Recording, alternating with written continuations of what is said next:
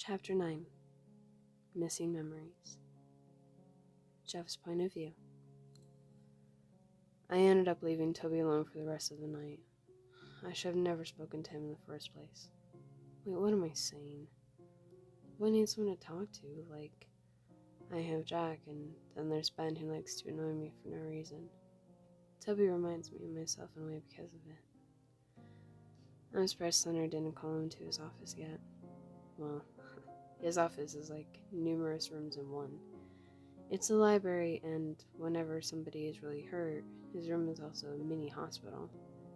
I've been put into one of those beds so many times that I can't even count anymore. Smile has been begging me to see Toby again for hours. He wasn't really letting me sleep, so I ended up waking up early. Almost too early. It's not normal for anyone to be up before 8 o'clock in the morning any day of the week. It's completely normal for Sally because, well, she has a set bedtime. Smile is making a ruckus trying to get out of my room. Shut up, you want to get in trouble? I have a stat Smile. Knock it off. Fine, but shut up. Smile immediately shuts up and prances by the door. I just gave in to a dog. Add that one to the list. I finally opened the door and Smile burst out, running halfway down the hallway and stopping in front of a door. It was Toby's door, and I'm annoyed with the fact that my dog would rather spend time with him than me. I'm not going to open his door. Smile gives me the dirtiest looks possible and paws at the door. Not happening, buddy. Try again later. Smile spun around in a circle, lies on the floor and whines. It makes me sad just looking at him. I just need to ignore it and walk away. But it was like Smile could read my mind and started to whine very loudly, mournfully. You win. His whine stopped and he got up happily. I opened the door and he barges in only to stop halfway in the room. The reason why stunned me. Toby sat with his knees in his chest, hugging his legs, with his head laying upon his knees, and he wasn't looking at us, but at the wall. He was clearly upset, but about what, I don't know. You can just feel sadness in the air. Toby, are you okay? I waited for an answer, but got a shake of the head in return. What's wrong? No reply. I motioned for Smile to go sit next to him, and he did. But Toby didn't move or acknowledge that he was there. Smile nudged him a couple of times, but nothing was getting to him. There's something on your mind. If you don't tell me, then I'll use this. I pulled out my knife to threaten him. He still didn't move. I stomped around his bed to face him face to face, only to be blown away. His eyes seemed empty, with almost no sign of life. I'm not kidding. Answer me, or else I will use this. Toby sighed at me and still refused to answer me. So, as I warned him, I actually went over and slid the tip of my knife quickly over his cheekbone, leaving a cut that may or may never heal correctly. How the heck did that not hurt? Toby didn't even flinch when I cut him. I can't remember anything. Surprised that he finally talked, but not surprised by his words. Roxy's losing memories, but it's really bugging him. I told you this yesterday. He couldn't have forgotten yesterday. I can't remember anything up until last night when a little girl gave me food. He was stern and angry. Got to the point quickly. That can't be possible. Slender shouldn't have erased his memory of yesterday.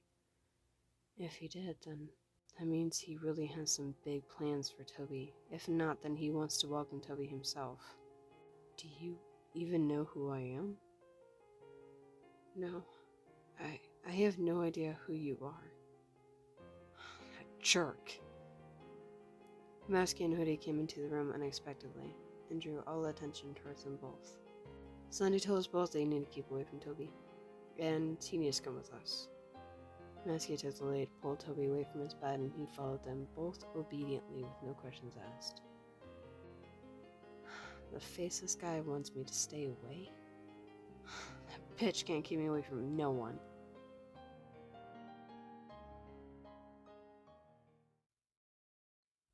Toby's point of view. The two boys led me through the mansion with no problem. I had no idea on who either of them were, or where they were taking me. I honestly wanted to ask their names, but they seemed off, if you get what I mean. What's on your mind? Spit it out. I guess I was thinking really hard or something. The boy with the white feminine mask had stopped walking and grabbed my shoulder to stop himself. He was the one who asked me the question.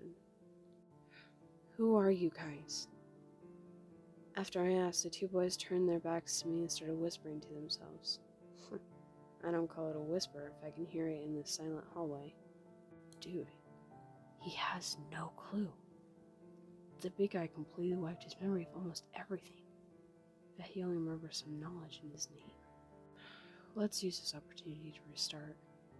We were really rude to him, and I can't forget the fear in his eyes when he saw us yesterday. I actually agree with you, Hoodie. I mean, we are used to seeing people with fear in their eyes, but he's different. He does live with us now, and Slendy is going to explain everything to him. So let it go. I knew something was up. I just knew that I should have had my own memories. Unless I'm like an experiment, gone wrong or something. Like Shadow the Hedgehog. He's a perfect example. Because didn't he spend numerous games in search of his own memories? Come on, somebody's waiting for you, said the guy in the hoodie. I followed because it may lead up to my past memories. I was led to a large door, the largest door in the whole mansion. The largest door I've ever seen, to be exact. The door is especially made for a really tall person. One of the two boys opened the door while the other pushed me in and stood side by side on either of my sides. The room was very big, the biggest room in the mansion. Why is everything so big here? I saw endless bookcases and a really big desk. It was really tidy, but wasn't a way cluttered with hundreds of papers and more than a dozen books. There was also 3 different beds with white sheets aligned along the wall, with a huge cabinet that was labeled medical supplies. Somehow I felt like I was in this room before, and not in a good way. Good morning, Toby. I've heard that voice before. I turned my head slowly ahead of myself and see a tall man, who's slender and pale as snow. No face. I have definitely seen him before. I want to give you a proper welcome. You'll from now on live here in my mansion with fellow people just like you. I wonder how a man with no face can speak. He's so creepy and mysterious, but something about him was warm and welcoming. I'm Slenderman. These two are Hoodie and Masky. You three will be working together. I looked at the 2 boys and it was actually really clear who was who. Honestly, they were dumb names. Don't be rude. I'm not trying to be, I whispered to myself. Wait, what? Am I just talking to myself, or am I going crazy? What was that? Hoodie asked me. Nothing. Hoodie looked back at Sonneman. It would be wise if I did the same. I have something to give you. A gift. Sonneman had tentacles that protruded from his back. One of those tentacles was grasping 2 hatchets. One hatchet had an old wooden handle. The other was an orange steel handle. Both were in their own separate holster, meant to hook onto the belt of my pants. I looked at the hatchets in confusion. What would I do with them? Then I looked back at Sonneman. I know what you are thinking, and you'll find much use out of these. Don't get me wrong. As much as I appreciate the gift, I honestly don't want it. After that, I felt a great change in the atmosphere of the room. Almost like anger was clearly sensible in the room, almost like I could touch it. It's a gift. It's rude not to accept it. Sunray was clearly angered, but was controlling it quite well. It's almost like he's a teacher, because they need to learn how to control their anger to keep themselves from trying to choke a student to death. In an effort to stop him sitting in front of me, I picked up the hatchets. Each one seemed weightless in my grip, but I started feeling sort of lightheaded. Suddenly seeing short flashes of red in my eyes as if I was actually seeing it. The flashes kept coming back, but each one stayed longer than the last. Finally revealing me, covered in blood. But it wasn't me, but like I was seeing a sight I've lived before. There was a mutilated body beside my feet. I looked at my hands to see a kitchen knife soon transform into a hatchet, then another in my opposite hand. Bad thoughts entered my mind. I tried blocking them out, but nothing was working at my efforts. Soon I was thinking all about killing someone, anyone, and they wouldn't leave. I began accepting the thoughts and began to cackle. But I came back to reality, and I trashed every single thought that ran randomly and violently in my head. I even launched the hatchets into the floor, and I didn't even notice. The more I tried to block out the thought of murder, more and more came. I couldn't take it anymore. I lost all control over everything. I was ripping at my hair and screaming. Hoodie and Masky were trying with all of their strength to disable and pin me to a nearby object. To my surprise, they won, but I still thrashed around until I went limp, and all I could see was darkness. Actually, they were my eyelids that refused to open, until I went blank and went into slumber.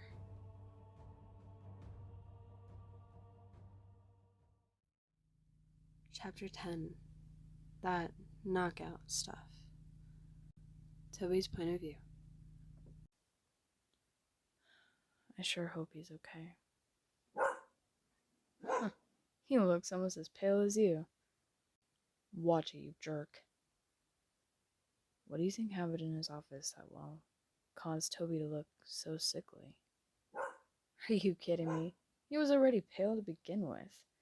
He's also the skinniest person in this mansion. Worse than the big guy.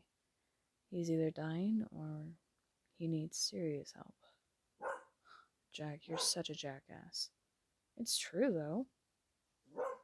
What the heck? Oh, what are these guys talking about? Or is it my mind speaking to me again? Looks like he's waking up, Jeff. Wouldn't count on it. Probably a nightmare.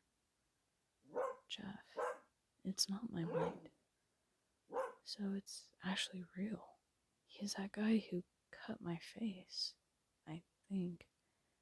Never got his name, but that dog that keeps barking. It's none other than that red husky. This other guy who's speaking with Jeff. I'm not sure. Yeah, he's stirring. Wouldn't hurt to help him, jackass. I felt a hand on me. I think it was on my shoulder and it was pulling me up. As of first, my head felt heavy, not empty-minded like before. God, why is it hard to get up? I feel so weak, as if I was drained in some way. Like a battery that's been overused and ran out of juice. Hey Jeff, look at his neck. The boys kept fingering where my neck connected with my shoulder. What about it? Just look, okay? It looks like something you've had before. I felt fingers running across my neck, which tickled me lightly. I wanted to laugh, but nothing came up. Oh. Yeah, I know this stupid mark from anywhere. Oh no, do I have a new mark like the one on my wrist? It's ugly. Are you going to say it or not? Sonny gives me stupid knockout stuff in a syringe. It's for when I get too angry and nobody can calm me down. That shit will knock you out for hours. Hey, what did happen? I don't even remember going back to bed. So, you're saying he was knocked out because he went crazy or something? Yeah, I think. Sonny must have a reason to do it. Maybe he was homicidal and was a threat to the rest of the mansion in some way. Or he just went nuts. It's one of those two. I worked to open my eyes, but even when I could, it was always slightly, and all I could see was a white haze. It doesn't look like a treat to wake up from. Agree. I agree with you, whoever said that. It's not. Trust me, Jack. So Jack, that's the other guy's name is. I can only lightly feel my energy come back, only by the little at a time. Jeff, is there any way we could, help him? Please. Yeah, take him to the bathroom. I'll tell you what to do when we get there. After Jeff finished his sentence, I could feel my arm being wrapped around something, or someone. I was in a way lifted, but dragged or weighed down by my own weight. I think I'm being supported by, who was it again? Jack? But all I could feel was my feet being dragged. Me, well, immobile. Why the bathroom, Jack? The stop in Jack's speech worries me. Don't you think that's a little rude? What? What? Because Ben does it to you when you don't expect it, makes it rude. It will get Toby out, so trust me. Am I being thrown into the bathtub or something? I mean, I don't care if I get a little wet. And I do agree it's rude, but I want up from this stupid slumber. You know Ben does that? Jack sounds astonished, not in a good way. He does it to me too, Jack. Same to Hoodie. Nobody else, really. Huh. Glad I'm not the only one. They both laugh hysterically at each other, only to feel myself dragged again, but just by my arm only. I jumped back, flailing on my butt. That was no bath! Jeff and Jack laughed hard at each other, grabbing at their stomachs because they were laughing that much. That was so uncalled for! I yelled at the two boys in anger, but it doesn't look like they heard me. What was uncalled for? Ben phases through the wall into the room I was in. Some irritation was noticeable in his face. Oh man, dunking people into the toilets are my thing. I started to laugh at Ben. I really shouldn't, but I was. Something about laughter is really contagious with me. What the hell? Why are you laughing? You got yourself a swirly. I couldn't help myself as I was choking on my own laughter. I couldn't bring myself down to answer Ben. Jeff's point of view. It's so cute that some real emotion is just pouring out of the boy. It makes me smile seeing him smile. It's the first time I've seen Toby smile since we met 2 days ago. He's just been blank. Monotone is a better way to put it. I'm afraid I'm going to have to put a rein on his parade. I walked towards the cupboard that held our towels, swapping one out, unfolding it, and throwing it on Toby's head. Fun's over. Dry off. Toby lifts the towel from his head slightly, to where only I could see his face of delight. He was actually grinning at me. I leaned one of my eyebrows down, half covering one of my eyes, earning a very dim grin from me back. He got excited over getting half pranked. I mean, I could have just put him in the bath or thrown water in his face, but wow, I can't believe I'm putting him under my wing to bring him back up. Is it quite possible that I have a friend here?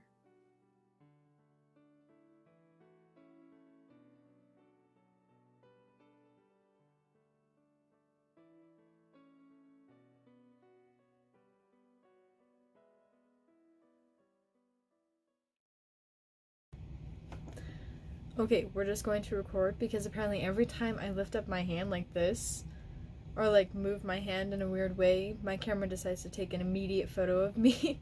So Sitting trying to fix my hair, and instead my camera's taking photos of me failing.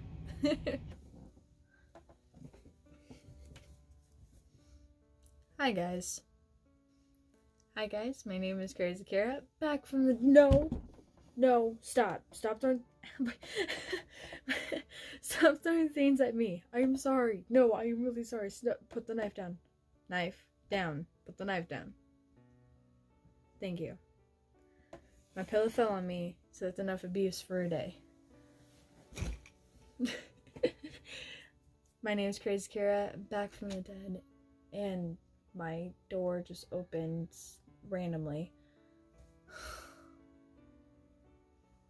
Hi again, guys. I am so sorry. I'm sorry. I apologize a lot for not being able to upload, but life is stressful, and I'm really sorry. I have neglected this poor YouTube channel. So I wanted to kind of announce a few things. Kind of sort of announce, I guess. First of all, I want to thank Creepypasta Fan Artist, because without you guys, my video would be very boring. So I would give credit, I honestly would, and I know a lot of people are like kind of assholes about it. The thing is it's really hard finding the original artist, and that's why artists put their thing or like their signature on their artwork, because most of the time you can't find the original artist or be able to tag them in it, because fan art gets reposted so much that it just kind of gets lost in there unless someone says something.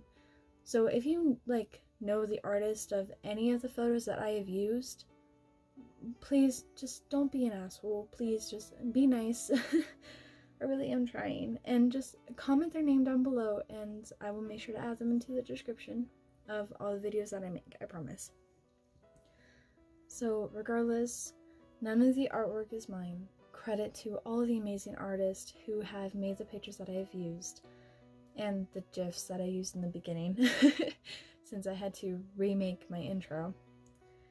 Crap, and there's something else too. The only thing I added to the photos was literally a glitch filter. That's all I did. And also, I want to thank the amazing musicians that have allowed me to use their music. First of all, I want to make a huge shout out to Mayu. He is an amazing, creepy, scary music composer, and honestly, I adore him. The only song that I did use that was not from Mayu was actually from Mr. Audio something. His picture should be right here, but go check him out because he has a lot of like funny music, instrumental music that you can use in your own videos if you want. I will leave a link down in the description on the floor leading to their YouTube channel. This is really cringy. I'm a very cringy person. I haven't done this in a while.